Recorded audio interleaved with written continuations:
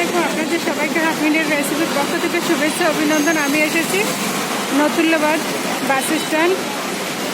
এখানে একটা কাজে এসেছি, কিন্তু আপনাদের সাথে শেয়ার করতেছি। এখানে বাংলাদেশের 64 জেলায় গাড়ি আসা যাওয়া করে। যাতায়াত ব্যবস্থা খুবই সুন্দর, আর এতটা যানজট এবং খুবই লোকালয় থাকে, যার ফলে রাস্তা ক্রস করা খুবই কঠিন হয়ে যায়। এখানে মূলত একটা ওভারব্রিজ হলে ভালো হয়, কিন্তু এখানে কোনো ওভারব্রিজ নাই, আর অনেক সময় অনেক দুর্ঘটনাও ঘটে। দেখুন, প্রচুর পরিমাণে গাড়ি এই যে আসা যাওয়া করে। এর ভিতরে আবার অটো, বাইক, অনেক গাড়ি আছে। আরও একটা পাশে আরও একটা গাড়ি আছে, বিআরটিসি কাউন্টার, সেখানেও অনেক ভিড় থাকে সবসময়। এই যে দেখুন, কত লোকজন, কত ভিড়, কত গাড়ি, আর ভিতরে থাকে ওই যে ভিতরে টার্মিনাল, প্রচুর পরিমাণে গাড়ি। আর এখান থেকে এই যে আবার ওই যে লিচু ব্যবসায়ী আছে, আর এখানে ব্যবসা বাণিজ্য খুবই ভালো হয়। এই যে আবার ডাবালা এসেছে।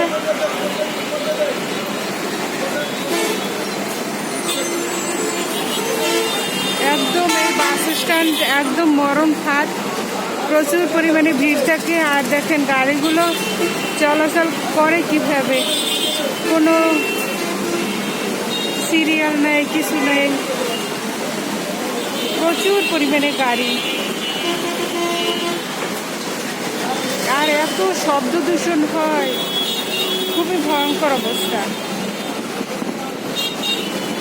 আর এটা হচ্ছে বরিশালের একদম প্রাণকেন্দ্র। অনেকগুলি বাস স্ট্যান্ড আছে, তার মধ্যে নতুল্লাবাদ বাস স্ট্যান্ড অন্যতম। আর ওই পাশে সুরভি পেট্রোল পাম্প আছে, ওখানে আবার আছে বিআরটিসি কাউন্টার। এখানে এসি, নন এসি অনেক বাস আছে। পদ্মা সেতু হওয়ার কারণে অনেক গাড়ি চলাচল করে, যার ফলে রাস্তায় একটুকু ফাঁকা থাকে না। ওই যে দেখুন হানিফ যাচ্ছে, অনেক বাস লাইনে নেমেছে পদ্মা সেতু হওয়ার কারণে।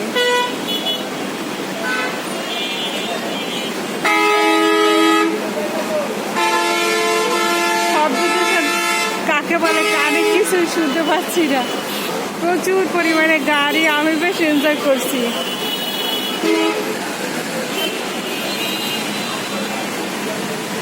একদম যেরকম খেলনা গাড়ি সেরকমের আসা যাওয়া করতেছে।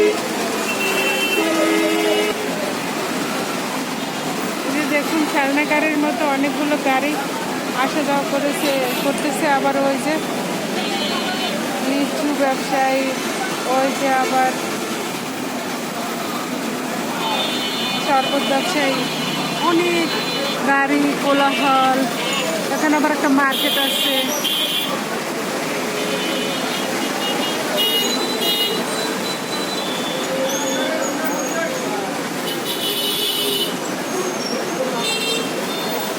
প্রচুর পরিমাণে গাড়ি, আর একটু তিল রাখার জায়গা নেই, এত পরিমাণে গাড়ি। ওই যে দেখুন, শরবত বিক্রি করছে, কত সুন্দর না?